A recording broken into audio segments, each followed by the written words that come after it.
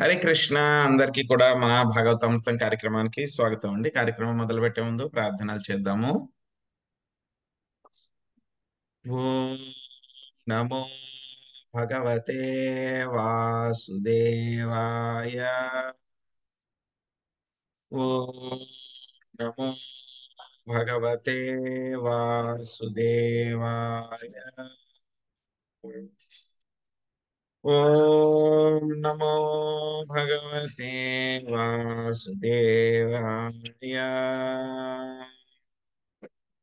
నారాయణం నమస్కృత్య నరం చైవ నరోత్తమం దేవీం సరస్వతిం వ్యాసం తదో జయముదీరయేత్. శృణ్వతాం స్వకథా కృష్ణ పుణ్యశ్రవణ కీర్తన హృదయంతస్థో హి అభద్రాణి విదునోతి సుహృత్సతాం. నష్టప్రాయేషు అభద్రేషు నిత్యం భాగవత సేవయా భగవతి ఉత్తమ శ్లోకే భక్తిర్భవతి నైష్టికీ. ఓం అజ్ఞానతిమిరాంధస్య జ్ఞానాంజనాశలాకయా చక్షురున్మిలితం యేన తస్మై శ్రీ గురవే నమః. శ్రీచైతన్యమనోభీష్టం స్థాపితం యేన భూతలే స్వయం రూపా కదా మహ్యం దదాతి స్వపదాంతికం. వందేహం శ్రీగురు శ్రీయుతాపదకమలం శ్రీగురున్ వైష్ణవాంశ శ్రీరూపం సాగ్రజాతం సహగణా రఘునాథాన్వితం తాం సజీవం సాద్వైతం సావధూతం పరిజనా సహితం కృష్ణ చైతన్య దేవం శ్రీరాధా కృష్ణ పాదాన్ సహగణా లలిత శ్రీ విశాఖాన్వితాంశ. హే కృష్ణ కరుణా సింధో దీనబంధో జగత్పతే గోపేశ గోపికా కాంత రాధాకాంత నమోస్తుతే. తప్త కాంచన గౌరాంగీ రాధే వృందావనేశ్వరి వృషభానుసుతే దేవి ప్రణమామి హరిప్రియే. వాంఛాకల్పతరుభ్యశ్చ కృపా సింధుభ్య ఏవ చ పతితానాం పావనేభ్యో వైష్ణవేభ్యో నమో నమః. జయ శ్రీ కృష్ణ చైతన్య ప్రభు నిత్యానంద శ్రీ అద్వైత గదాధర శ్రీవాసాది గౌర భక్త వృంద. హరే కృష్ణ కృష్ణ కృష్ణ హరే హరే హరే రామ రామ రామ హరే హరే. హరే కృష్ణ. ఈరోజు మనము శ్రీమద్ భాగవతము పంచమ స్కందము 6వ అధ్యాయము 10వ శ్లోకం నుంచి మనము నేర్చుకోవడానికి ప్రయత్నిద్దాము. సో ఈ శ్లోకం మొదలు పెట్టే ముందు నిన్న మనం చర్చించుకున్న విషయంలో ఒక చిన్న కరెక్షన్ అన్నమాట. సో మనం ఏమనుకున్నాము అంటే కనుక వృషభదేవుడు ఆయన అంతర్ధానం అయిపోయిన తర్వాత ఆ యొక్క అగ్నిలో ఆయన అంతా భస్మం అయిపోయారు అని చెప్పి చెప్పుకున్నాము. యాక్చువల్గా ఆయన భస్మం అయిపోవడం అనేటువంటిది ఏమీ ఉండదు. ఎందుకంటే కనుక ఆయన యొక్క శరీరం పూర్తిగా ఆధ్యాత్మికం కాబట్టి ఎలా అయితే కనుక మన ఆత్మకి కాలిపోవడం అనేది ఎలాగ ఉండదో ఆయన కూడా కాలిపోవడం అనేది ఉండదు. బట్ ఏంటంటే అది ఆయన యొక్క లీల అనమాట. ఆ విధంగా ఆయన పరిసమాప్తం చేశారనమాట. సో తర్వాత ఏం చెప్పుకున్నాం, అర్హ అనేటువంటి ఒక ఆయన వచ్చేసి ఏం చేశారు, వృషభదేవ్ చేసినంతా కూడా విని అంతా కూడా ఆయన కొత్తగా ఒక ధర్మాన్ని, జైన ధర్మాన్ని ప్రారంభించారని చెప్పి చెప్పుకున్నాం అనమాట. యాక్చువల్గా ఆయన నిన్న క్లాస్ లో ఏం చెప్పానంటే కనుక అక్కడ ఉన్నటువంటి వాళ్ళందరి దగ్గర నుంచి ఆయన రాజుగారు కాబట్టి డేటా అంతా కలెక్ట్ చేశారు అని చెప్పి చెప్పుకున్నాం యాక్చువల్ గా. సో తర్వాత మళ్ళీ ఒకసారి నేను రిఫర్ చేస్తే కనుక ఏమైందంటే కనుక అది యాక్చువల్ గా వృషభదేవుణ్ణి అర్హ అనేటువంటి ఆయన చూడనే లేదు. వృషభదేవుడు వెళ్ళిపోయిన తర్వాత చాలా సంవత్సరాల తర్వాత అప్పుడు అర్హ వచ్చారు. ఇంకా వృషభదేవుడు ఇక్కడ ఆయన సత్యుగంలో ఉన్నారు. ఈ అర్హ అనేటువంటి ఆయన ఏంటంటే కనుక ఆయన లోకల్ స్క్రిప్చర్స్ అన్నమాట. కొన్ని శాస్త్రాలు లోకల్లో ఆయన గురించి అంతా మెసేజ్లు ఆయన అలా ఉన్నారు ఇలా ఉన్నారని ఎక్కడో రాస్తే కనుక అటువంటి శాస్త్రాలన్నిటిని కూడా చదివి ఈ విధంగా ఒక కొత్త పద్ధతిని, జైన్ పద్ధతిని ఆయన తీసుకుని వచ్చారనమాట. అంతేగాని వృషభదేవ్ ఉన్నటువంటి సమయంలో అర్హ లేరు. సో ఇది నిన్న మనం చర్చించుకున్న విషయంలో కరెక్షన్ అన్నమాట అది. సో అది ప్రభుజీ ఆయన అర్హ ఏ కాలంలో ఉన్నప్పుడు? ఆయన కలియుగంలో ఉన్నాడు మాతాజీ. వృషభదేవ్ ఆయన సత్యయుగంలో ఉన్నాడు. అలాగే. సో అప్పుడు ఉన్న కాలంలో లేరు అసలు. సో ఇంకోటి విషయం తెలిసిందేంటి, కొంకాయి ప్లేసెస్ అన్ని చెప్పుకున్నాం కదా. ఆ ప్లేస్లు ఏంటంటే కర్ణాటకలో చిక్మగళూరు దగ్గరలో ఉంటాయంట ఆ ప్లేసెస్ అన్ని కూడా.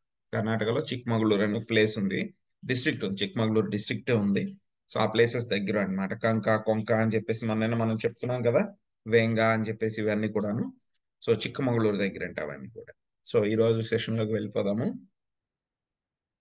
येन हवावकलौ जाप सदा देव माया विमोहिता स्वविधि नियोगा शौच चारित्र विहीना देवहेलनान्या पव्रतानि निज निजेच्छया गृष्णाना अस्नानाना चमना शौचा केशोलुज्ज ना दीन कलिना धर्म बहुलेनो पह तधियो ब्रह्म ब्राह्मण यज्ञ पुरुष लोक विदूषकः प्रायेण भविष्यन्ति.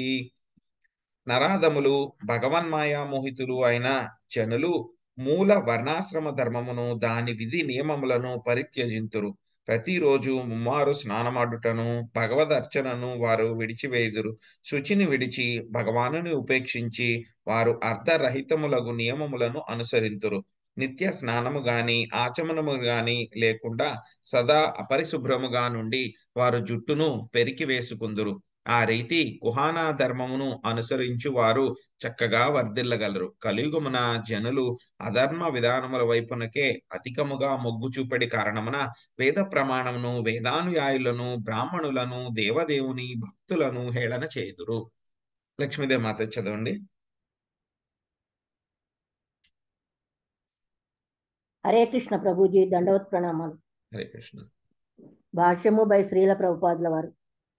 ప్రస్తుతము పాశ్చాత్య దేశములందలి హిప్పీలు ఈ వర్ణనకు చక్కగా సరిపోదురు. బాధ్యతారహితులు, క్రమరహితులు అయిన హిప్పీలు స్నానము చేయరు. ప్రామాణిక మగు వేద జ్ఞానమును అవహేళన చేయుదురు. నూతన జీవన విధానములను, ధర్మములను వారు తయారు చేసుకుందురు. ప్రస్తుతమటి హిప్పీ సంఘములు పెక్కు తయారైనవి. పరమహంస స్థితిలో నెలకొనినట్టి వృషభదేవుని కర్మలను అనుకరించిన అర్హతుని నుండియే అవన్నీను ఆవిర్భవించినవి. వృషభదేవుడు ఉన్మాది వలె వర్తించినప్పటికీ అతని మలమూత్రములు సుగంధభరితములై ఉండి మైళ్ళ కొలది ప్రాంతమును సువాస్తమునడి విషయమును అర్హతుడు లక్ష్య పెట్టలేదు. అర్హతరాజు అనుయాయులే జైనుల పేరిట చలామణి అయిరి. తదనంతర కాలమున ఇతరులు పలువురు వారిని అనుసరించిరి. వారిలో హిప్పీలు ప్రముఖులు. తమను భగవానుడనియే తలిచెడి కారణమున హిప్పీలు దాదాపుగా మాయావాద తత్వమునకు ఒక శాఖ వంటి వారే. అట్టివారు నిజమైన వేదానుయాయులను, ఆదర్శనీయులకు బ్రాహ్మణులను, దేవదేవులు పరబ్రహ్మను గౌరవింపరు. కలియుగ ప్రభావమున వారు మిథ్యా ధర్మ విధానములను తయారు చేయుచుందురు. హరే కృష్ణ ప్రభుజీ, ధన్యవాదాలు ప్రభు. హరే కృష్ణ. తేచహ్యార్వాక్తనయా నిజలోకయాత్రానంద పరంపరయా స్వాస్తాస్తమస్యంతే స్వయమేవ ప్రపతిష్యంతి. అజ్ఞానవశమున నరాధములు అవైదికముకు ధర్మమును ప్రవర్తింపచేయుదురు. తమ మనోకల్పనలనే అనుసరించుచు వారు అప్రయత్నముగా నరకమున పడుదురు. దీనికి సంబంధించిన భగవద్గీత అందులో 16వ అధ్యాయమును చూడవచ్చును. దాని అందు 16.16, 16:23 ఆ శ్రీజనులు నరకమున పడే విషయము వర్ణితమైనది. 12వ శ్లోకం.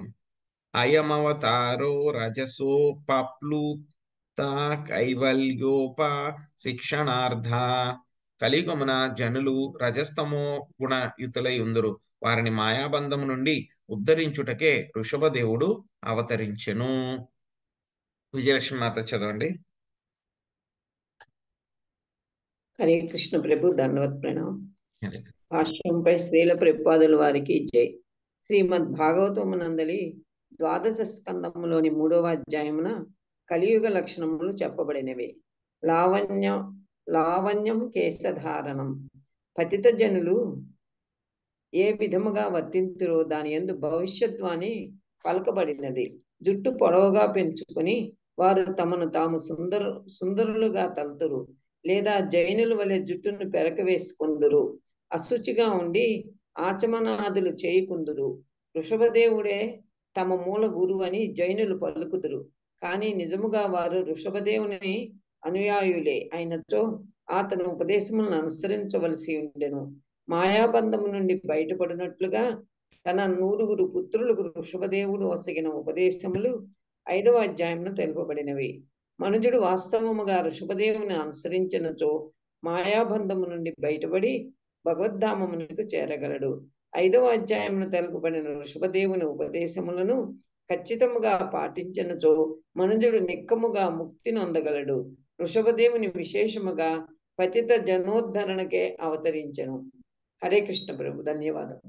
హరే కృష్ణ మాతాజీ. సో ఎవరు మనం చెప్పుకున్నాం కదండి, ఒక కొత్త పద్ధతిని ఆయన ప్రవేశపెట్టారు, ఈయన అర్హ అనేటువంటి ఆయన అని చెప్పి కలియుగంలోను. సో ఆ పద్ధతిని పాటించే వాళ్ళందరూ కూడా ఏంటంటే కనుక కొన్ని పనులు చేస్తారు అనమాట. సో ఏమిటి అంటే కనుక వాళ్ళ యొక్క ముఖ్య లక్షణాలు ఏంటంటే కనుక ఈ యొక్క వర్ణాశ్రమ పద్ధతి ఏదైతే ఉందో దాన్ని వాళ్ళు వదిలిపెట్టేస్తారు. తర్వాత సరిగ్గా స్నానం చేయటాన్ని వాళ్ళు వదిలిపెట్టేస్తారు.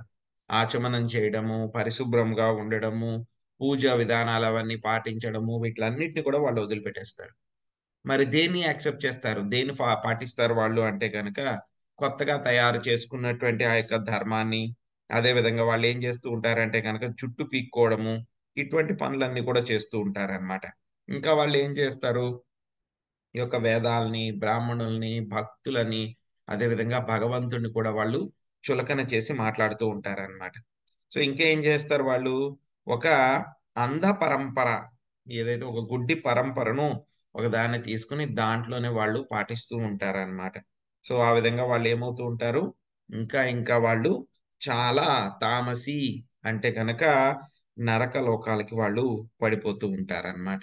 మరి 12వ శ్లోకంలో మనకు చెప్పారన్నమాట, వృషభదేవుడు ఎందుకు అవతరించారు అని అంటే కనుక కలియుగంలో ప్రజలందరూ కూడా ఏంటంటే కనుక రజస్తమో గుణంలో ఉంటారు కాబట్టి వాళ్ళందరినీ కూడా మాయాబంధం నుంచి ఉద్ధరించడానికి వృషభదేవుడు అవతరించారు అని చెప్పేసి మనకి ఇక్కడ చెప్తున్నారు అనమాట.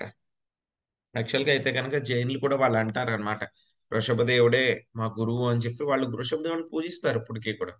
కానీ ఏంటి, ఆయన చేసిన ఎక్స్టర్నల్ గా బయటికి చేసినటువంటి చేస్తున్నారు, కానీ నిజంగా వాళ్ళు వృషభదేవుడిని పాటించాలి, ఆయన చెప్పని పాలించాలి అని అంటే కనుక మనకి చెప్పుకున్నాం కదా, 100 మంది కుమారుల్ని కూడా ఆయన కూర్చోబెట్టి చెప్పారు కదా, ఆయన మొత్తం వృషభదేవుని ఉపదేశాలు 5వ అధ్యాయంలో వచ్చింది మనకి.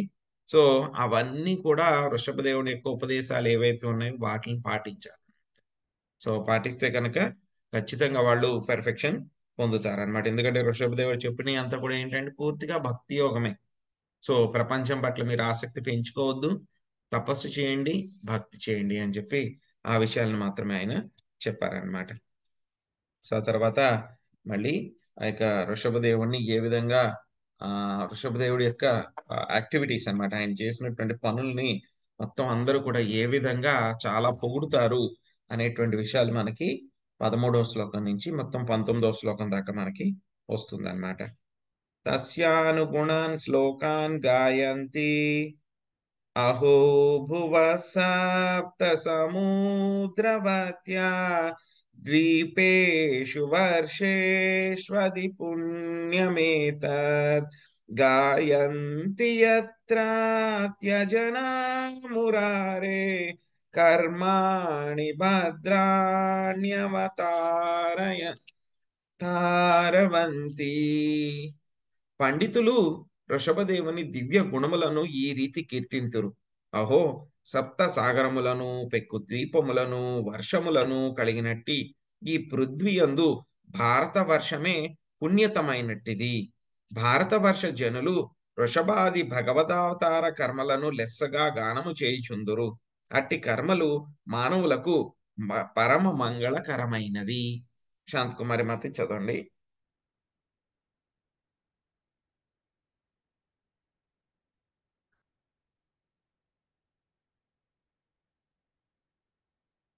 ఉన్నారా మాతాజీ?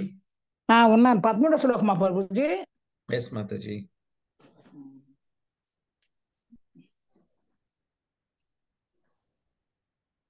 భాష్యము. ఈ విషయము శ్రీ చైతన్య మహాప్రభుత్వ పలికింది. భారత భూమి హైలే మనుష్య జన్మయారి జన్మ సార్థికత కరికర పరిపకార. ఈ శ్లోకంలో తెలిపినట్టు భారతవర్షము పరమ పుణ్యభూమి. వేదవాద్యము నడుసరించు వారు భగవంతుని వివిధ అవతారములు ఎరిగి ఉండి వేద నిర్దేశానుసారము ఆ దేవదేవుని మహిమలు కీర్తించుంది. అట్టి వారు మానవ జీవన ప్రాచ్యాస్త్రమును అనుభూతి మనసుకుని పిమ్మట ఆ విషయమున ప్రపంచమంతటా ప్రచారం చేసేది కార్యము చేపట్టబడను. శ్రీ చైతన్య మహాప్రభు వారు సందేశించి ప్రపంచం అంతటూ పుణ్యజనులు ఉన్నప్పటికీ భారతవర్ష జనులు మరింత పుణ్యులని అది పుణ్యమను పదం సూచించదు. కనుకనే మానవాళి లాభం కొరకై కృష్ణ భక్తి భావన ప్రపంచమంతా ఇష్టపేయుటకు వారు యోగ్యులై ఉన్నారు. విశేషార్థార్థతే పుణ్యమనుసు శీల మధ్వాచార్యులు కూడా భారతవర్షమును విశేషంగా గుర్తించున్నారు. ప్రపంచమంతటా భక్తియుత సేవ అనేది ప్రశ్నే లేదు. కానీ ఆ విషయం భారతవర్ష జనులు సులభంగా అవగతం చేసుకోనగలరు. ఈ విధంగా భారతవర్షమునందరి ప్రతి ఒక్కరూ భగవద్భక్తితే జన్మను సార్థకమని ఉంచుకుని ఎటు పిమ్మటి ఎల్లరూ లాభం కొరకై అర్థాన్ని ప్రపంచ అంతటూ ప్రచారం చేయించండి. హరే కృష్ణ ప్రభుజీ, ప్రణామాలు. హరే కృష్ణ. సో ఈ శ్లోకంలో ఏం చెప్తున్నారు? ఋషులందరూ కూడా వృషభదేవుడి యొక్క దివ్య గుణాలని వాళ్ళందరూ కూడా కీర్తిస్తున్నారు అన్నమాట. సో మొత్తము 7 సముద్రాలు, మొత్తం 7 ద్వీపాలు, అదేవిధంగా వాటిలన్నిటిలో కూడా చాలా వర్షాలు, ఆ వర్షాల్లో కూడా మళ్ళీ ఖండాలు, ఇవన్నీ కూడా ఉంటాయి. వాటి గురించి అంతా కూడా మనం చెప్పుకుంటాం త్వరలో, ఈ స్కందంలోనే వస్తాయి అన్నమాట. సో వాటిలన్నిటిలో కూడా ఏంటంటే కనుక మనం ఉన్నటువంటి భారత వర్షము, అందులోని భారత ఖండం మాత్రమే కర్మభూమి అన్నమాట. అది మాత్రమే కర్మభూమి. ఎలా అంటే కనుక ఈ కర్మభూమిలోనే మనము పుణ్యం సంపాదించుకోవాలన్నా పాపం చేయాలన్నా సరే ఉండేది అవకాశం ఇక్కడే ఉంటుంది.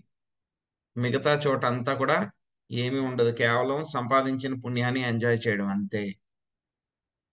సంపాదించిన పుణ్యాన్ని ఎంజాయ్ చేయడం అంతే తప్పితే కనుక పుణ్యాన్ని సంపాదించుకోవడానికి ఎట్టి అవకాశం కూడా ఉండదు. మిగతా వర్షాల్లో, అదేవిధంగా మిగతా ద్వీపాల్లో, మిగతా లోకాల్లో ఎక్కడైనా సరే పుణ్యం చేసే అవకాశం లేదు. చేసిన దాన్ని ఎంజాయ్ చేయమని చేయడం తప్పితే ఏమి అవకాశమే ఉండదు. అక్కడ భక్తి చేయడం అనేటువంటిది కూడా చాలా చాలా కష్టం అన్నమాట. భక్తి చేయడం అనేది చాలా చాలా కష్టం. సో కానీ ఏంటంటే కనుక ఈ యొక్క భారత వర్షంలోని యొక్క భక్తి అనేటువంటి చేయగలం. ఎందుకంటే కనుక భారత వర్ష జనులు వృషభాది భగవదవతార కర్మలను లెస్సగా గానము చేయుచుందురు. అట్టి కర్మలు మానవులకు పరమ మంగళకరములైనవి. సో ఇక్కడ మాత్రమే భక్తి చాలా బాగా చేయగలుగుతారు, చేసే అవకాశం ఉంటుందన్నమాట. ఎలా అంటే కనుక ఎగ్జాంపుల్, ఒక వ్యక్తి ఉన్నాడు అనుకోండి, వాడికి ఏం కష్టము లేదు, ఏది కావాలన్నా సరే వాడికి దొరికేస్తుంది. అనుకుంటే చాలు, నాకు ఇది కావాలంటే వెంటనే వాడికి వచ్చేస్తుంది. వాడు ఏమన్నా కష్టపడతాడా? కష్టపడతాడా చెప్పండి? వాడు కష్టపడి ఏమన్నా వేరే సాధించమని చెప్పి ఎవరైనా చెప్పారనుకోండి, ట్రై చేస్తాడా కష్టపడడానికి? చెయ్యడు ప్రభుజీ. ఏది అనుకుంటే కనుక అది వెంటనే తీసుకొచ్చి ఇచ్చేస్తున్నారు వాళ్ళ పేరెంట్స్. సో వాడు ఏమైనా కష్టపడడానికి ట్రై చేస్తాడు? వాడు జీవితంలో ఏమైనా సాధించడానికి ట్రై చేస్తాడా? చేయలేరు చేయడు. ఎందుకు చేయాలి? వాడు అనుకుంటే వాళ్ళ పేరెంట్స్ నడితే వెంటనే తీసుకొచ్చి ఇచ్చేస్తున్నారు. నేను ఎందుకు కష్టపడాలి? వాడు కష్టపడ్డ సుఖానికి అలవాటు పడిపోతే. అలాగే భారత వర్షం కాకుండా మిగతా అన్ని చోట్ల కూడా అవి ఏంటంటే కనుక ఇంచుమించు స్వర్గంలో ఉండే ఫెసిలిటీస్ అన్ని ఉంటాయి అక్కడ. ఏది కావాలన్న వాళ్ళు మనలాగా రోజు వెళ్ళాలి, ఆఫీసులకి వెళ్ళాలి, పని చేయాలి, లేకపోతే ఉద్యోగాలు చేయాలి, వ్యాపారాలు చేయాలి, డబ్బు సంపాదించుకోవాలి, మళ్ళీ వంట వండుకోవాలి, అలాంటి ఏమీ ఉండవు ప్రాబ్లమ్స్. ఆకలి కూడా ఏమి ఆల్మోస్ట్ ఏది కావాలంటే అది ఆకలిస్తే వెంటనే బయటకు వెళ్తే వాళ్ళకి దొరికేస్తుంది. ఎలా ఉంటుందంటే కనుక మిగతా వర్షాల్లో కూడా మనకి వర్ణం వస్తుంది అనమాట. వాళ్ళకి ఏమన్నా కావాలనుకోండి, కొన్ని పెరుగులో మనకి నీళ్లు దొరుకుతాయి కదా, అలాగా చెరువులు ఉంటాయి కదా, అలాగా ఒక పెరుగు చెరువు ఉంటుందంట ప్రతి ఊర్లో. అలాగే ఒక పాల చెరువు ఉంటుందంట, ఒక వెన్న చెరువు ఉంటుందంట, ఒక తేనె చెరువు ఉంటుందంట. ఒక చెరుకు రసం చెరువు ఉంటుందంట. అక్కడికి వెళ్ళి ఏం కావాలంటే అవి వెళ్ళడం తెచ్చుకోవడం అంతే. సో మనకి మట్టి ఎలా ఉంటుంది? మట్టి ఎలా అయితే కనుక ఎక్కడ పడితే అక్కడ దొరుకుతుంది. మట్టికి ఏమైనా వాల్యూ ఉంటుందా? ఉండదు ప్రభుజీ. మట్టికి ఏం వాల్యూ ఉండదు. అలాగే వాళ్ళకి అన్ని కూడా అలాగే రోడ్డు మీద దొరికేస్తాయి అనమాట. అలా బయటికి వెళ్తే పాలు కావాలంటే ఒక బకెట్ వెళ్ళి పాలు తెచ్చుకోవడం అంతే. అలా బకెట్లో వెళ్ళి కావాలంటే పాలు తెచ్చుకోవడం. ఆకలి వేస్తే కనుక అలా వెళ్ళి అలా పెరుగు తెచ్చుకోవడం. పెరుగు ఒక చెరువు ఉంటుంది. నాకు ఏమైనా తీయగా ఏమైనా తినాలంటే ఒక చెరుకు రసం అంతా ఉంటుంది. ఒక పెద్ద చెరువు ఉంటుంది, పెద్ద నదిలాగా. అక్కడికి వెళ్ళి అది తెచ్చుకోవడం. పళ్ళు కావాలంటే కనుక పెద్ద పెద్ద మామిడి పళ్ళు అవన్నీ కూడా చెట్ల మీద అలా ఉంటాయి అనమాట. తొక్కలు కూడా ఉండండి వాటికి. సో అలాంటి చెట్ల మీద ఉంటాయంటే ఎక్కడికైనా వెళ్ళి కావాలంటే మామిడి పండు తీసుకుని తింటారు. అలా అన్ని అలాగా ఫ్రీగా ఉంటాయి. మొత్తం అన్ని కూడా స్వర్గము, అన్ని కూడా స్వర్గాలాగా ఉంటాయి. ఒక్క భారత వర్షం తప్పితే ఇంక మిగతా చోట్ల ఎక్కడ కష్టం ఉండదు. అలాంటి చోట మిమ్మల్ని కూర్చోబెట్టుకోరండి. మిమ్మల్ని భక్తి చేయమంటే చేస్తారా చేయరా? చెయ్యరు ప్రభుజీ. ఆ? ఇంత కష్టపడేటప్పుడే చేయడానికి కష్టపడుతున్నారు. సో అలాంటి చోట ఏది కావాలంటే అది దొరికేస్తుంది. మీకు ఎవరు రారు, ఎవరు కొట్టరు, ఎవరు తిట్టరు మిమ్మల్ని. ఏమి టెన్షన్స్ ఉండవు మీకు. ఎవ్వరు ఏమనరు మిమ్మల్ని. ఏది కావాలంటే అది దొరికేస్తుంది. అంత ప్రశాంతంగా హాయిగా హ్యాపీగా ఉంటాయి. అంతా కూడా కష్టాలు ఏమి ఉండవు ఇంచుమించు. అక్కడ భక్తి చేయమంటే చేస్తారా చేయరా? చెయ్యరు ప్రభుజీ. చెయ్యలేరు ప్రభుజీ. అక్కడ ఫాస్టింగ్ చేయమంటే చేస్తారా? చెయ్యరు. ఉపవాసం అది దొరికేటప్పుడు ఎందుకు చేస్తారు ప్రభుజీ? ఉపవాసం ఎందుకు చేయమంటారు? చేస్తారా ఎవరైనా? ఇక్కడ దొరకని చోట్లనే చేయడానికి కష్టపడతా ఉన్నారు. మీ గులాబ్ అన్ని జాములు అన్ని కనిపిస్తుంటే ఉపవాసం చేయలేరు ప్రభుజీ. మీకు గులాబ్ జాములు అంటే చాలా ఇష్టం. రకరకాల స్వీట్లు, మంచి మంచి వంట పదార్థాలు అన్ని కూడా చేసి పెట్టేశారు టేబుల్ మీద. దాని ముందే కూర్చోవాలి మీరు, కానీ తినకూడదు. తినకుండా ఉండగలరా? ఉపవాసం కాదు కాదు ప్రభుజీ, తినకుండా అసలు అవును. చేయమంటే చేస్తారా అలాగా ఉపవాసం? చేయలేము. ఉపవాసం అంటే ఆ ఒక్కరోజు చేయడానికి ఇంట్లో ఏది వండకూడదు అని చెప్పి రూల్ పెట్టేస్తాం. మనకైతే కనుక మీరు మిగతా వాళ్ళు ఎవరు కూడా ఏం తినకూడదు. మీరు కూడా ఏం వంటలు పెద్ద పెద్ద ఏం వండకూడదు, నాకు ఇష్టం వచ్చినాయి అని చెప్పి రూల్ పెట్టేస్తాం. అవునా కదా? అవును ప్రభుజీ. మీరు కావాలనుకుంటే వాళ్ళ అన్నం ఒకటే వండుకోండి, లేకపోతే ఏదో కూర మాత్రం వండుకోండి. పెద్ద పెద్ద వంటకాలు స్వీట్ ఏం చేయకూడదు అని చెప్పి రెస్ట్రిక్షన్ పెట్టేస్తాం. అది మళ్ళాంటి పరిస్థితి. సో అలాంటిది అక్కడ భక్తి చేయడం అనేటువంటిది అన్ని ఫెసిలిటీస్ ఉంటాయి అక్కడ. అక్కడ భక్తి చేయడం అనేటువంటి చాలా కష్టం. కానీ మనం ఉన్నటువంటి భారతవర్షంలో ఏంటంటే వేరే ఖండమా ప్రభుజీ? ఏం ప్రభుజీ? ఏం మాతాజీ? అంటే మీరు చెప్పేది వేరే ఖండమా ప్రభుజీ? మీరు చెప్పేది వేరే ఖండమా? ఖండం వేరే కాదు, విశ్వాలు. వేరే ఖండం కాదు. అసలు మన భూమే కాదు, మన భూమే కాదు.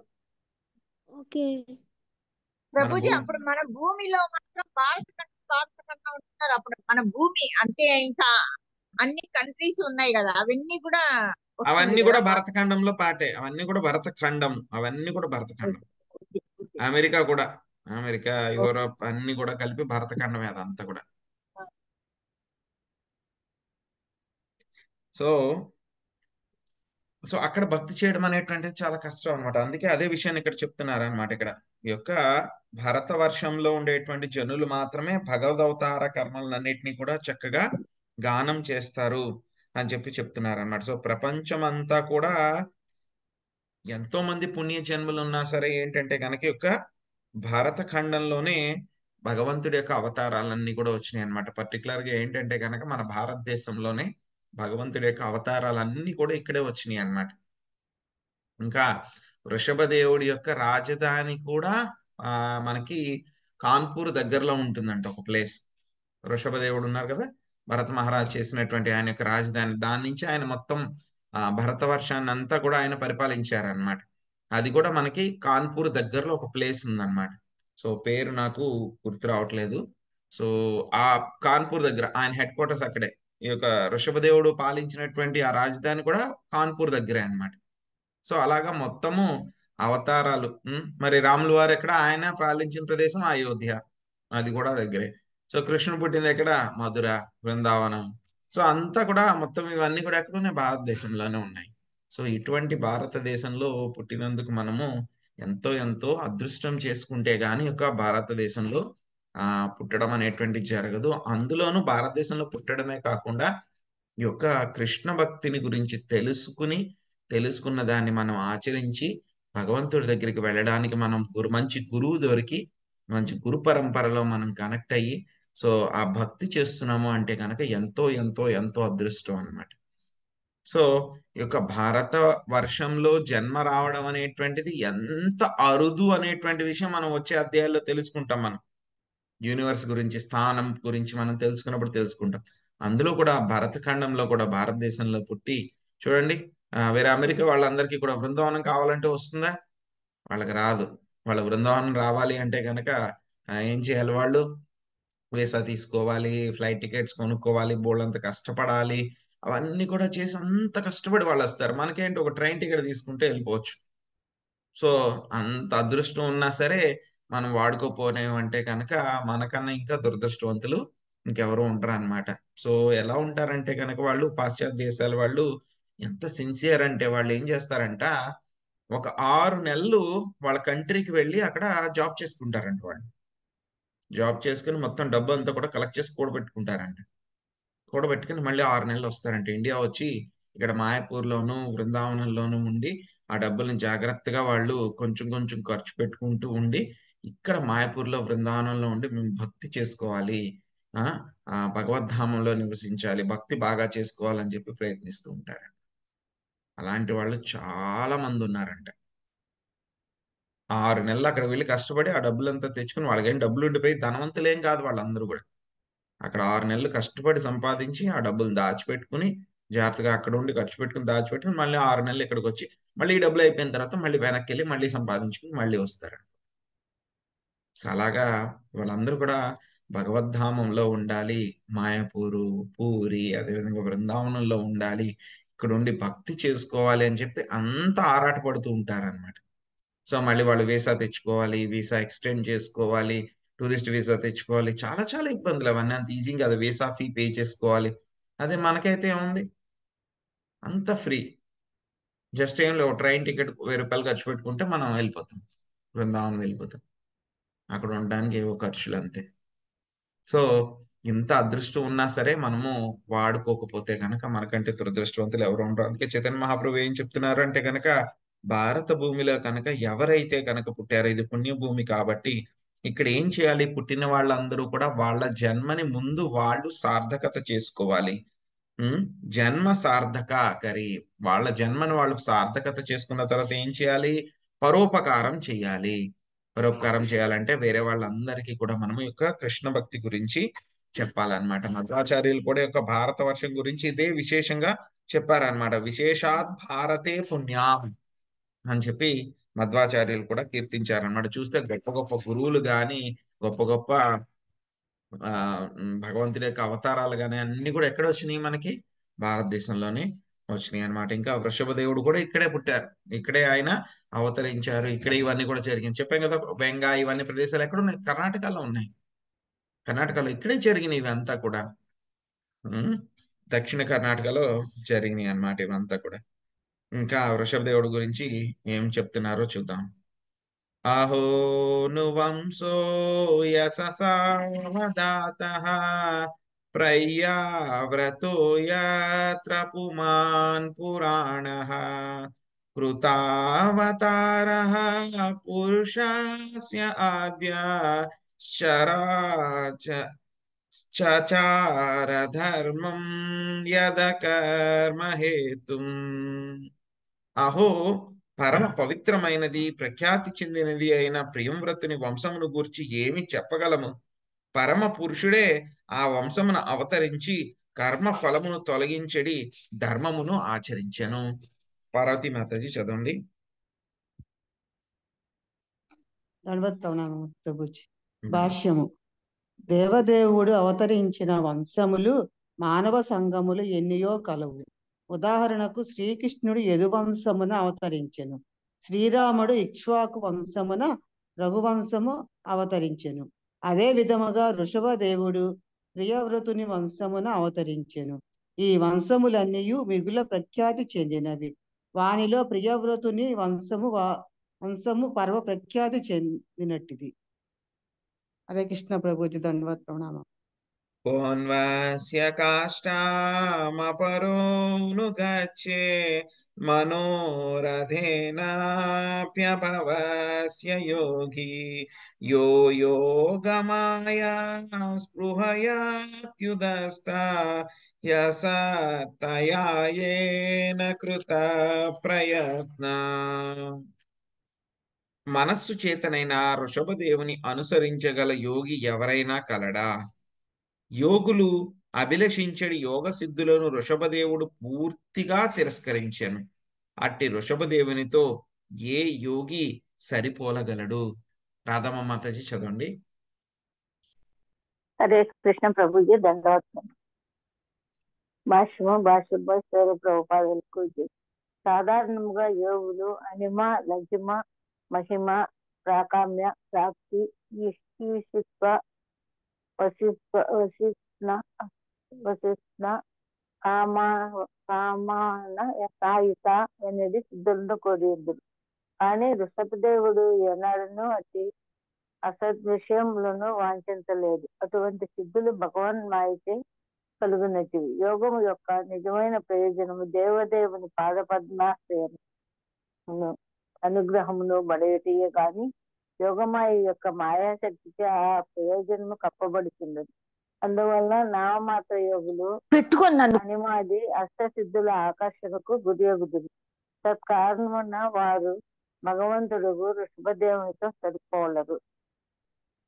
హరే కృష్ణ ప్రభుజీ. హరే కృష్ణ. ఇతిహస్మా సకల వేద లోకా దేవ బ్రాహ్మణ గవాం పరమ గురోర్భగవతా ఋషభాఖ్యస్య విశుద్ధాచరితం మీరితం పుంసాం సమస్త దుశ్చరితాభి హరణం పరమ మహామంగళాయానామిదమను శ్రద్ధాయోపచితయాను శృణోత్యాశ్రావయతి వావహితో భగవతి తస్మిన్ వాసుదేవ ఏకాంతతో భక్తిరనోయరూపి సమనువర్తతే. శశికళ మాతాజీ మీరు ట్రాన్స్లేషన్ భాష్యం రెండు చదవండి మాతాజీ. హరే కృష్ణ ప్రభుజీ.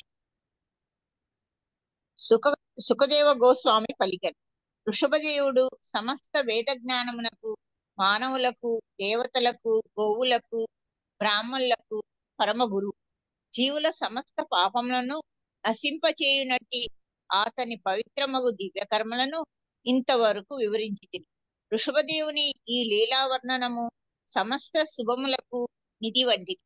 ఆచార్యులను అనుసరించుచు వానిని శ్రద్ధతో వినువాడు పలుకువాడు దేవదేవుడగు వాసుదేవుని యందు అనన్య భక్తిని పొందగలడు. భాష్యం బై జయశ్రీల ప్రభుపాదుల వారికి జై. వృషభదేవుని ఉపదేశములు సమస్త యుగజనులకు అనగా సత్యయుగము, త్రేతాయుగము, ద్వాపర యుగము, విశేషముగా కలియుగమునకు చెందిన సర్వులకు సంగతమై ఉన్నవి. అవి ఎంతటి శక్తివంతములనగా ఆచార్యుల అడుగుజాలలో వాణ్ణి వివరించడం ద్వారా లేదా శ్రద్ధతో వాణ్ణి శ్రవణం చేయటం ద్వారా కలియుగమునందైనను మనుజుడు పూర్ణత్వమును బడయగలడు. మనుజుడు అట్లు కావించినచో వాసుదేవుని యందు విశుద్ధ భక్తిని పడేయగలడు. భగవల్లీలలు భక్తుల లీలలు శ్రీమద్ భాగవతం నందు రచింపబడినవి. వాణ్ణి కీర్తించువారు వినువారు పవిత్రులకు. నిత్యం భాగవత సేవయ. భక్తులు శ్రీమద్ భాగవతమును నియమబద్ధముగా అధ్యయనము గావింపవలెను, ప్రవచింపవలెను, వినవలెను. సాధ్యమైనచో ఈ కార్యములను వారు 24 గంటలు చేయవలెను. కీర్తనీయ సదా హరి అనుచు శ్రీ చైతన్య మహాప్రభువు దీనిని ఉపదేశించింది. కనుక ప్రతి ఒక్కడు హరే కృష్ణ మహామంత్ర జపము చేసి గాని, శ్రీమద్ భాగవతమును అధ్యయనం చేసి గాని దేవదేవుని ఉపదేశములను గుణములను తెలుసుకొంటకు యత్నించవలెను.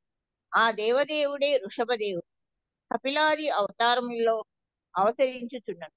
ఈ ప్రకారము మనుజుడు భగవాన్ని దివ్య స్వభావమును పూర్తిగా తెలుసుకొనగలడు.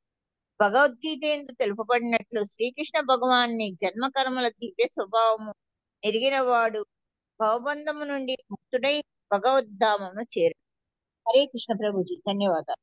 హరే కృష్ణ మాతాజీ. సో ఇక్కడ చెప్తున్నారు ఋషభదేవుని గురించి గ్లోరిఫై చేస్తున్నారు, ఆయన గురించి గొప్పగా చెప్తున్నారు, ఆయన పొగుడుతున్నారు అన్నమాట. సో ఎంత పరమ పవిత్రమైనటువంటిది యొక్క ప్రియంవ్రతుని యొక్క వంశము. సో ప్రియంవ్రత మహారాజు యొక్క వంశంలోనే కదండి ఋషభదేవ్ వచ్చారు. ప్రియంవ్రతుడు ఎవరు? ఆయన స్వయంభూమ్ అనే యొక్క కుమారుడు. ఆయన వంశంలో ప్రియంవ్రతుడి యొక్క కుమారుడు అగ్నిధరుడు. అగ్నిధరుడు యొక్క కుమారుడు నాభి మహారాజ్. నాభి మహారాజ్ యొక్క కుమారుడు ఋషభదేవుడు అన్నమాట. సో ప్రియంవ్రతుడి యొక్క వంశము ఎంత ఖ్యాతి చెందింది, పరమ ఖ్యాతి చెందింది. సో మనకి భాగవతంలో వర్ణన వస్తుంది అన్నమాట, ఎలా అయితే కనుక శ్రీకృష్ణుడి గురించి వస్తుంది అన్నమాట. సో ఒక మలయ పర్వతము అని ఒక పర్వతం ఉంటుంది, అక్కడ అన్ని కూడా చందనం చెట్లు అన్ని కూడా చాలా ఫేమస్ అన్నమాట. సో ఆ చందనం వలన ఎలా అయితే కనుక ఆ పర్వతానికి అంతట ఫేమస్, అంత ప్రఖ్యాతి అనేటువంటిది లభించిందో, అలాగే శ్రీకృష్ణుడు ఆ యొక్క యాదవ వంశంలో జన్మించడం మూలంగా ఏమైంది, మొత్తం ఆ వంశం యొక్క కీర్తి తారాస్థాయికి వెళ్ళింది అనమాట. అదేవిధంగా ఇక్ష్వాకు వంశం, రఘువంశం అంటే ఇక్ష్వాకు వంశంలోనే ఆయన రఘు మహారాజ్ కూడా ఉన్నారు, రెండు ఒకటి. సో దానివల్ల మా రామచంద్రుల వారు అక్కడ వంశంలో అవతరించిన మూలంగా ఏమైంది, ఆ వంశానికి అంతటికి, మొత్తం సూర్య వంశానికి, ఎందుకంటే సూర్యుడి దగ్గర నుంచి మూలం వాళ్ళందరికీ కూడా. సో ఆ వంశానికి ఎంతటి పేరు ప్రఖ్యాతులు వచ్చినాయి. అదేవిధంగా ఋషభదేవుడు అవతరించిన తర్వాత కూడా ఏమైంది, ప్రియంవ్రతుడి యొక్క వంశానికి అంతటి గొప్ప పేరు వచ్చింది అని చెప్పి చెప్తున్నారు. తర్వాత శ్లోకంలో ఏం చెప్తున్నారు, కనీసం మనసులో అయినా సరే ఏ యోగి అయినా సరే ఋషభదేవుడు చేసినంతటి యోగాభ్యాసం వాళ్ళు చేయగలరా? అంతటి డిటాచ్మెంట్ తోటి వాళ్ళు ఉండగలరా? ఆయన సంపాదించినటువంటి ఆ యొక్క పరిపూర్ణతని వాళ్ళు సాధించగలరా? అంతటి పరిపూర్ణత సాధించినా సరే అష్ట సిద్ధులు కూడా వాళ్ళకి, యోగా సిద్ధులు అన్ని కూడా వచ్చినా సరే ఏ సిద్ధులని కూడా ఉపయోగించుకోకుండా ఎవరైనా ఉండగలరా? అటువంటి గొప్ప యోగి ఎవరైనా ఉండగలరా అని చెప్పి ప్రశ్నిస్తున్నారు. దానికి సమాధానం నో, ఉండనే ఉండరు. అంతటి గొప్ప యోగి అన్నమాట ఆయన వృషభదేవుడు అన్నమాట. ఇంకా మనకి ఒక 16వ శ్లోకంలో ఏం చెప్తున్నారు, వృషభదేవుడి యొక్క చరిత్ర వల్ల, వినడం వల్ల కలిగేటువంటి ఫలశ్రుతి మనకి యొక్క 16వ శ్లోకంలో మనకి చెప్తున్నారు అన్నమాట. వృషభదేవుడు ఎవరు అంటే కనుక మొత్తం అంతటికి కూడా ఆయన మాస్టర్ అన్నమాట. మొత్తం అందరికీ కూడా పరమ గురువు అన్నమాట మాస్టర్ అంటే కనుక. ఎవరికి? ఆయన వేద జ్ఞానానికి, మానవులకి, దేవతలకి, ఆవులకి, బ్రాహ్మణులకి, అందరికీ కూడా ఆయన పరమ గురువు. సో ఆయన యొక్క కర్మలు ఎవరైతే కనుక వింటారో, ఎవరైతే కనుక చెప్తారో, వాళ్ళకంతా కూడా ఏమవుతుందంటే 3 రకాలైనటువంటి ఫలితాలు వస్తాయండి. మొట్టమొదటిది ఏంటి, వాళ్ళ యొక్క పాపాలు, సమస్త దుశ్చరిత అభిహరణం, మొత్తం వాళ్ళ యొక్క పాపాలన్నీ కూడా మొత్తము నాశనం అయిపోతాయి అన్నమాట. పరమ మహామంగళ, మొత్తం ఏమవుతుందంట, అంతా కూడా వాళ్ళకి చాలా మంచిగా ఆస్పిషియస్ అన్నమాట, చాలా మంగళకరంగా ఉంటుంది అన్నమాట వాళ్ళకి జీవితం. మూడవది ఏం చెప్తున్నారు, అన్నిటికంటే ముఖ్యమైనది, వాసుదేవే ఏకే అనంత భక్తి. వాసుదేవుడి పట్ల, శ్రీకృష్ణ భగవానుడి పట్ల వాళ్ళకి అనన్యమైనటువంటి భక్తిని పొందగలుగుతారు. అంటే ఎవరైతే కనుక వృషభదేవుడు గురించి వింటారో, ఎవరైతే కనుక వృషభదేవుడు గురించి చెప్తారో, వాళ్ళందరికీ కూడా ఇవన్నీ కూడా దొరుకుతాయి అన్నమాట. మొట్టమొదటిది ఏంటి, మొత్తం పాపాలన్నీ నాశనం అవుతాయి. మంచి పవిత్రత, మంగళకరమైనటువంటివన్నీ కూడా వాళ్ళ జీవితాల్లోకి వస్తాయి. మూడవది, వాసుదేవుడి పట్ల వాళ్ళకి అనన్యమైనటువంటి భక్తి దొరుకుతుంది అని చెప్పి చెప్తున్నారు. సో ఇంకా తర్వాత భక్తుల గురించి, వాళ్ళ యొక్క గొప్పతనం గురించి కూడా మనకి 17వ అధ్యాయంలో 17వ శ్లోకంలో మళ్ళీ చెప్తున్నారు. యస్యామేవ కవయా ఆత్మానమవిరతం వివిధ వృజిన సంసార పరితాపో తప్యమాన మనుసవనం స్నాపయంతస్తయైవ పరయా నివృత్త్యా హ్యపవర్గమాత్యంతికం పరమ పురుషార్థమపి స్వయమాసాదితం నో ఏవాద్రియంతే భగవదీయత్వేనైవ పరిసమాప్త సర్వార్థా.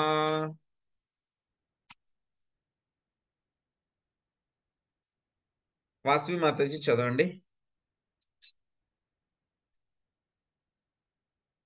17వ శ్లోకము ట్రాన్స్లేషన్, భాష్యం రెండు చదవండి. హరే కృష్ణ ప్రభుజీ. మాతాజీ మీరు ట్రాన్స్లేషన్ చదవండి, భాష్యం భవానీ మాత చదవండి. హరే కృష్ణ ప్రభుజీ. భక్తులు నానా విధములుగా భువక్లేశముల నుండి బయటపడుటకు సర్వదా భక్తి రసామృతం నందే స్నానమాడుదురు. ఆ విధముగా చేయుచు వారు పరమానందము ననుభవింతురు. మూర్తి భవించిన ముక్తి సేవార్థము ఎదుట నిలిచినను వారు ఆ సేవను అంగీకరింపరు. సాక్షాత్తుగా దేవదేవుడే దానిని ఒసిగినను వారు సమ్మతింపరు. భగవానుని దివ్యమగు ప్రేమయుత సేవను వడిసి సమస్తమగు వాంఛితములను పొందినందునను సమస్త భౌతిక కోరికలను పరముగా నైన కారణమునను భక్తులకు ముక్తి అంతగా ప్రధానమైనది కాదు. హరే కృష్ణ ప్రభుజీ. Thank you Prabhuji. హరే కృష్ణ. భవానీ మాతాజీ.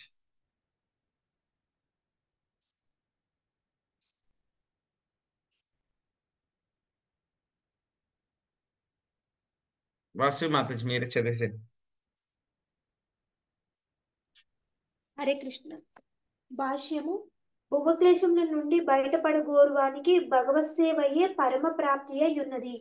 యం లబ్ధ్వా చాపరం లాభం మన్యతే నాదికం తతః అని భగవద్గీత 6.22 యందు తెలుపబడినట్లు దానిని పొందిన పిదప మనుజుడు అంతకు మించిన వేరొక అధికమైన లాభము లేదని భావించును.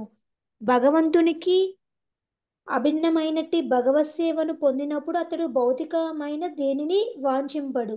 ముక్తి అనగా సంసార విముక్తి అని భావము. ఈ విషయమున బిల్వ మంగళ ఠాకూర్లు ముక్తి ముఖిలాంతాంజలి సేవతే స్మాన్ అని పలికిరి. భక్తునికి ముక్తి అనున్నది ఏదో గొప్ప ఉపలబ్ధి కాదు, సహజ స్థితిలో నెలకొనుటయే ముక్తికి అర్థము. భగవత్ సేవకునిగా నగుటియే ప్రతి జీవుని సహజ స్థితి. కనుక జీవుడు కృష్ణ సేవలో నెలకొనినప్పుడు ముక్తిని బడిసినట్లే అగును. అందువలనే భక్తుడు ముక్తిని అభిలషింపడు. స్వయముగా భగవానుడే దానిని వసిగినను అతడు దానిని సమ్మతింపడు. హరికృష్ణ ప్రభుజీ. హరికృష్ణ మాతాజీ. సో మనమందరూ కూడా ఏంటి ఇవన్నీ కూడా చదివితే కనుక మనకి అనిపిస్తుంది అనమాట, అసలు ముక్తిని నేను కోరుకోవాలా వద్దా. సో ఇక్కడ అలా చెప్తారు. ఒక్కొక్కసారి ఏమో భవబంధాల నుంచి ఇక్కడి నుంచి బయటపడాలి, వైకుంఠానికి వెళ్ళాలి అని చెప్తారు, మనకి భాగవతంలోనే వస్తుంది. ఒక్కొక్కసారి ఏం చెప్తారు, భక్తులైతే కనుక అసలు ముక్తిని కూడా కోరుకోరు, మాకు వద్దంటారు. సో బిల్వమంగళ ఠాకూర్ చెప్తారనమాట. ఏం చెప్తారు ఆయన, మీ యొక్క ముక్తి దేవత నా దగ్గర చేతులు కట్టుకుని నిలబడి ఉంది ఎప్పుడు కూడా, తీసుకోండి తీసుకోండి అని చెప్పేసి, కానీ నేను తీసుకోవట్లేదు, ఆవిడని పట్టించుకోవట్లేదు అని చెప్పి ఆయన అంటారనమాట. సో ఒక్కొక్కసారి ఏంటంటే కనుక స్వయంగా భగవంతుడే వచ్చి ముక్తి తీసుకొని ఆయన అని చెప్పినా సరే భక్తులు తీసుకోరు. కృష్ణుడి దగ్గరికి వెళ్ళి నాకు ముక్తి ఇవ్వండి అంటే కనుక కొంచెం బాగా మీరు భక్తి చేసిస్తే కనుక ఆయన ఇచ్చేస్తారు, కొంచెం బాగా భక్తి చేస్తే. కానీ ఆయన దగ్గరికి వెళ్ళి నాకు శుద్ధ భక్తి కావాలి అని అడగండి, ఆయన ఇవ్వరు అంత తేలిగ్గా.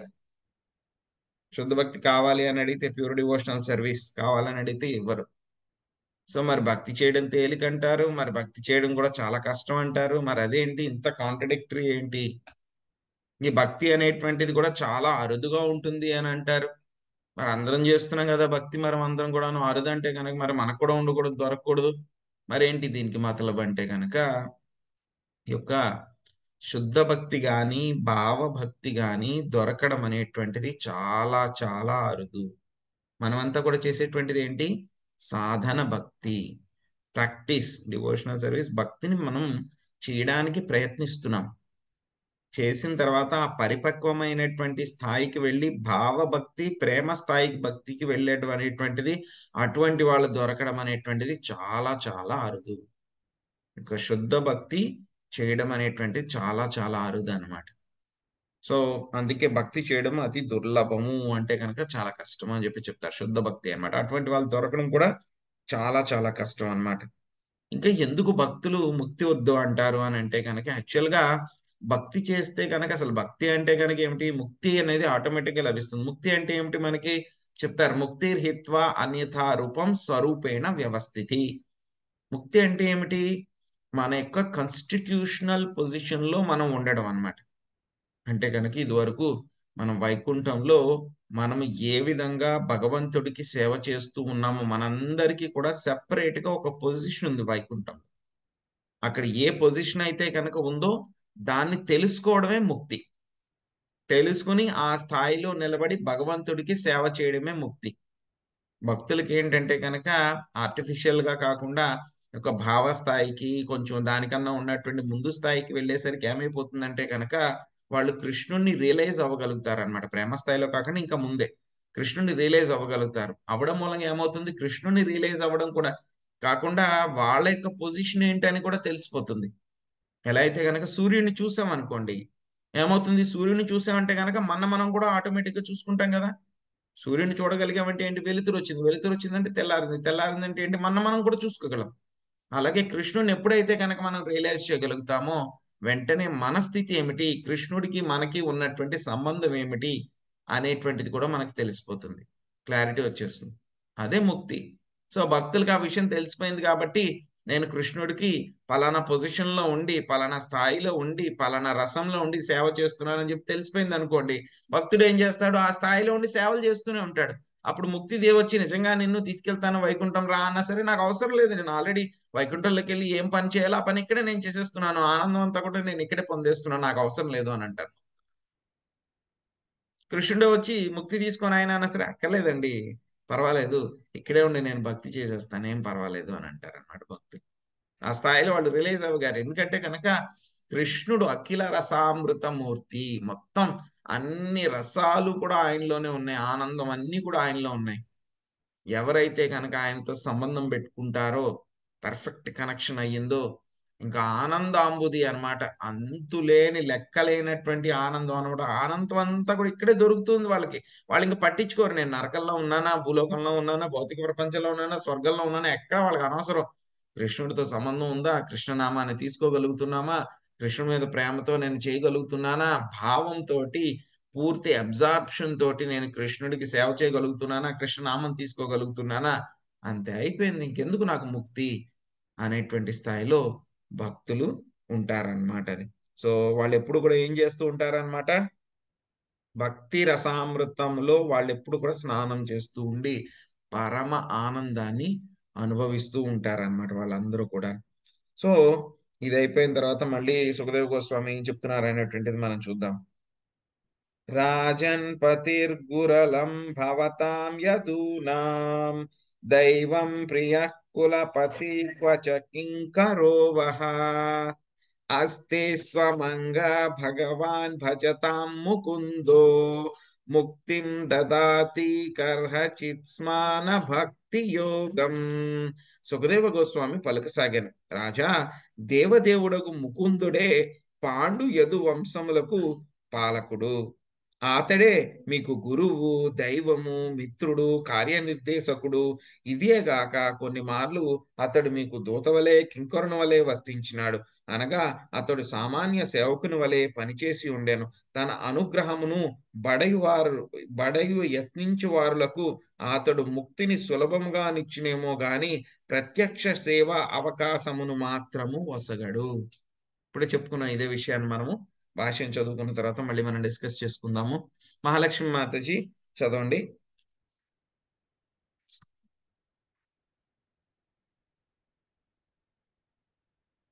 విన్నారా మాతాజీ?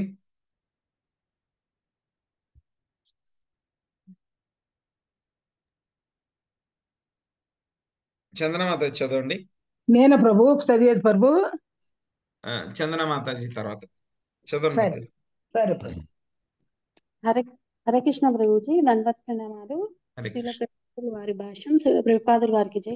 పరీక్ష మహారాజు వివిధ రాజవంశం యశస్సును గురించి తలపోసేడి అవకాశమునందున అతనికి ప్రోత్సాహం కల్పించుట మంచిదని సుఖదేవ గోస్వామి భావించెను. వృషభదేవుడు అవతరించిన ప్రియురతుని వంశమున విశేషము యశస్సును బడిసినది. అదే విధంగా ధ్రువుని తండ్రికి ఉత్తానపాదుని వంశము కూడా పృథు మహారాజు ఆవిర్భావంచే యశోవంతమయ్యను. శ్రీరామచంద్రుని ఆవిర్భావంచే రఘువంశం యశస్సును బడిసెను. ఇక యదుకురు వంశములను సంబంధించినంత వరకు అవి ఒకే సమయమున కొనసాగినట్టువి. శ్రీకృష్ణుని ఆవిర్భావం వల్ల ఆ రెండిట్లో యదువంశం సుప్రసిద్ధము. కురువంశమున భగవానుడు ఆవిర్భవించిన కారణమున అది ఇతర వంశముల వలె భాగ్యవంతము కాదని పరీక్షల మహారాజు తెలిసడి అవకాశం ఉన్నది. కృష్ణుడు, రాముడు, ఋషభదేవుడు లేదా పృథు మహారాజు వంటి రూపంలో భగవానుడు ఆ వంశంన ఆవిర్భవించలేదు. కనుకనే సుఖదేవ గోస్వామి ఈ శ్లోకం ద్వారా పరీక్షితుడు ఉత్సాహంను కలిగించను. అసభ్యమగు భక్తియుత సేవను గూర్చినటి పాండవులు వంటి మహాభక్తుల సన్నిధినే కురువంశము మహా యశస్సును బడిసినదని భావించవచ్చును. శ్రీకృష్ణుడు కురువంశంలో జన్మించినప్పటికీ పాండవుల భక్తికి ఎంత బద్ధుడైన అనగా వారికి ఆ దేవదేవుడు పోషకును గాను గురువు గాను వర్తించను. యదువంశంను కన్నను కురువంశమే తనకు ముఖ్యమైనదని ప్రియమైందని అతడు తన కర్మములచే నిరూపించను. పాండవుల భక్తికి రుణపడి శ్రీకృష్ణుడు కొన్ని మార్లు వారు దూతగా పనిచేసను. ఎన్నో విపత్కర పరిస్థితుల్ని యందు మార్గదర్శనం కావించను. కనుక శ్రీకృష్ణ భగవానుడు తమ వంశంన జన్మించలేదని పరీక్షణ మహారాజు ఎంత మాత్రం చింతింపరాదు. పూర్ణ పురుషోత్తముడు భగవానుడు సదా తన విశుద్ధ భక్తుల వైపునకే మృగ్గు చూపియుండును. భక్తులకు మోక్షమును ప్రధానమైనది కాదని దేవదేవునికి ఆ నైజమునే స్పష్టమవుచున్నది. శ్రీకృష్ణుడు మోక్షమును అతి సులభముగా నిశ్చయమో గాని విశుద్ధ భక్తునిగా నయ్యేడి అవకాశం మాత్రం అంత సులభముగా వసపదు. ముక్తిం దదాతి పరిహితం స్మ నా భక్తి యోగం అనగా ప్రత్యక్షంగా గాని పరోక్షంగా గాని భక్తి యోగమే భగవంతుని తోటి పరమ సంబంధమును మూలమని నిరూపించగుచున్నది. అది మోక్షము కన్నను అత్యంత శ్రేష్టమైనది. విశుద్ధ భక్తునికి ముక్తి ఏనని అప్రయత్నముగానే సిద్ధింపగలదు.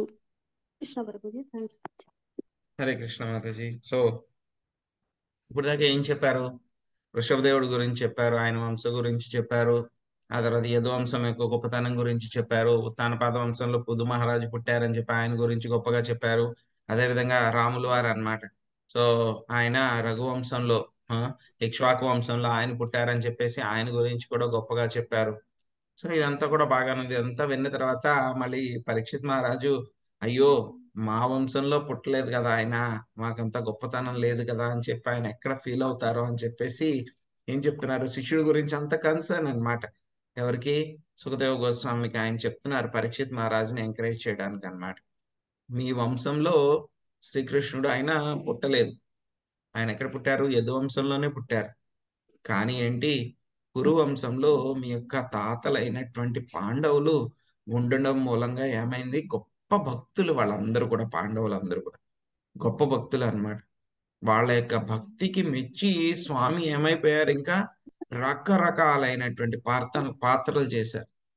వాళ్ళకి సేవకుడు అయ్యారు, వాళ్ళకి ఏం చేశారు, దూత కింద అయ్యారు, వాళ్ళకి స్నేహితుడు మిత్రుడు అయ్యారు, వాళ్ళకి సేవకుడు అయ్యారు, రక్షకుడు అయ్యారు, మార్గనిర్దేశనం చేసేటువంటి గురువు అయ్యారు.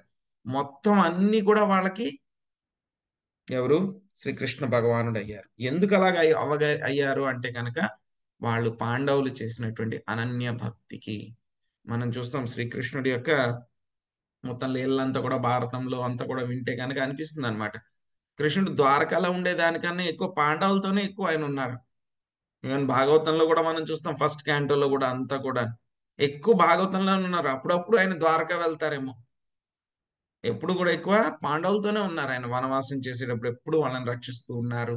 సో ఆ తర్వాత మొత్తం ఎప్పుడు కూడా పాండవుల రక్షణ చూడడానికి కుంతిమాత, అందుకే ఏమంటుంది ఆవిడ, కుంతిమాత ప్రార్థనలో కూడా ఆవిడ చెప్తుంది అనమాట. ఏం చెప్తుంది ఆవిడ?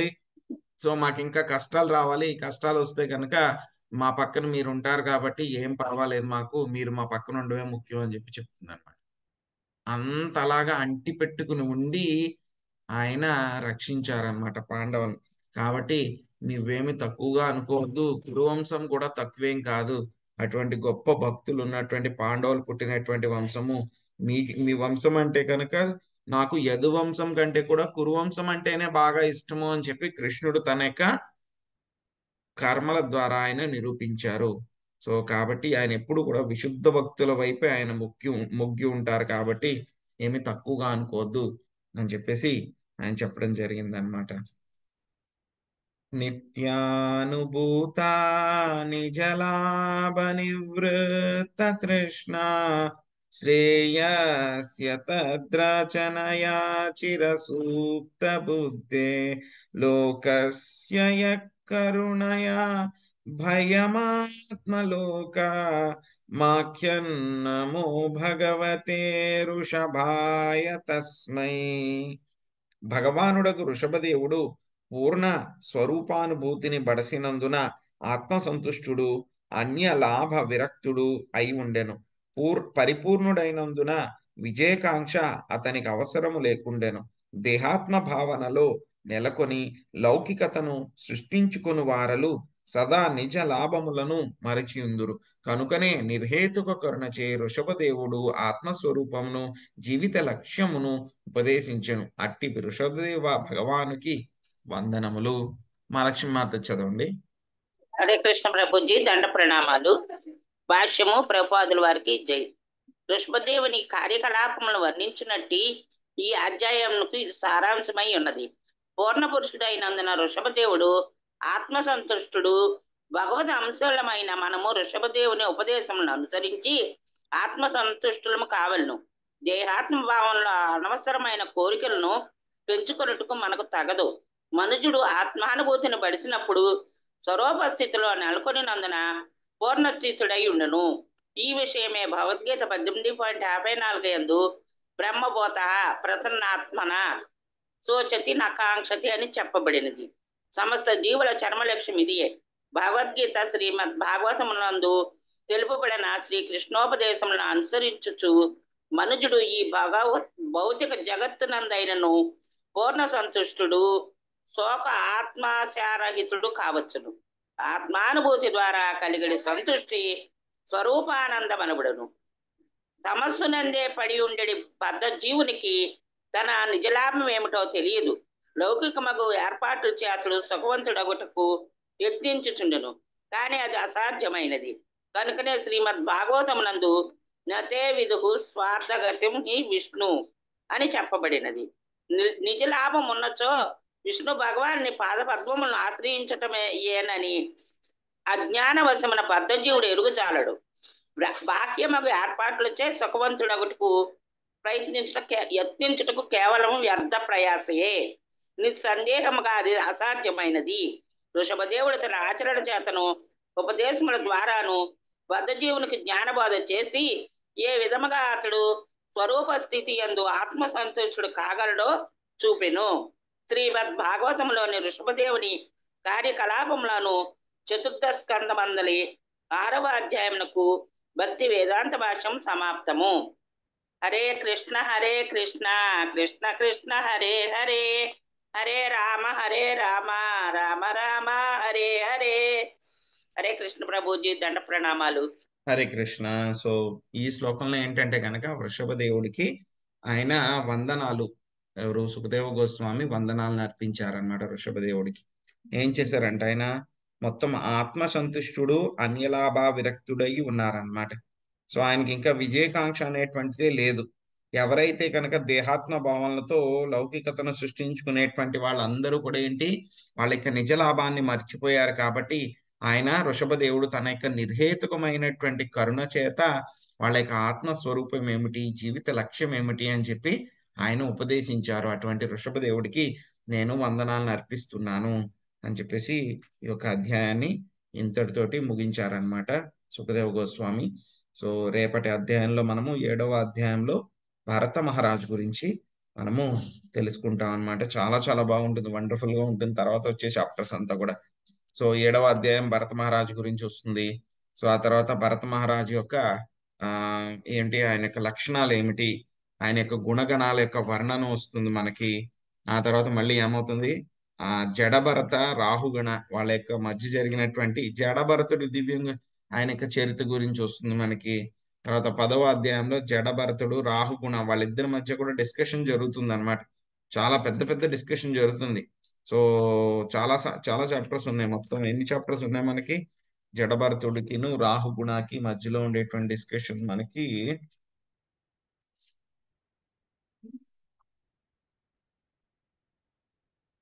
సో జడభరతుడికి రాహుగుణకి మధ్యలో డిస్కషన్ మొత్తము 9, 10, 10, 11, 12, 13, 14. సో ఇంచుమించు 3-4 అధ్యాయాలు ఉన్నాయన్నమాట డిస్కషన్. 10వ అధ్యాయం కూడా ఉంది, 12వ అధ్యాయం ఉంది, తర్వాత మళ్ళీ 13వ అధ్యాయం కూడా జడభరతుడు రాహుగుణ 4 అధ్యాయాలు ఉన్నాయి మొత్తం వాళ్ళిద్దరి మధ్య డిస్కషన్. 9 to 14 భరతుడి గురించి వాళ్ళ డిస్కషన్ మాత్రం. సో డిస్కషన్ మాత్రం మనకి 14 దాకా భోగ మహారణ్యమైన భౌతిక జగత్తు. సో చాలా వండర్ఫుల్ చాప్టర్స్. హరే కృష్ణ ప్రభుజీ. జింకలాగా ఆయన మళ్ళీ తపస్సు చేసుకుంటా అవన్నీ కూడా వస్తాయి ఇప్పుడు మనకి. అవన్నీ కూడా వస్తాయి. 4 చాప్టర్లు. ఇంకా 14వ అధ్యాయం దాకా అయిపోయింది. ప్రియంవ్రతుని యొక్క వంశజుల యొక్క గొప్పతనం చెప్పేసిన తర్వాత అప్పుడు మనకి మళ్ళీ జంబూద్వీప వర్ణనం ఇవన్నీ కూడా మొదలవుతాయి అన్నమాట. సో హరే కృష్ణ ప్రభు ఆయన నీళ్ళలోకి వెళ్ళి తపస్సు చేసుకుంటుంటే ఆ చేపపిల్లలు కనపడతాం ఏంటి? మళ్ళీ ఆయన మళ్ళీ తపస్సు నుంచి బయటకు వచ్చేసేసి ఇదవుతారుగా ప్రభు. సౌబారి ముని.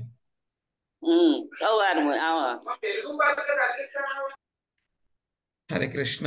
సో మన డిస్కషన్ మళ్ళీ రేపు కంటిన్యూ చేద్దామండి. వాంఛాకల్పతరుభ్యశ్చ కృపా సింధుభ్యేవచ పతితానం పావనేభ్యో వైష్ణవేభ్యో నమో నమః.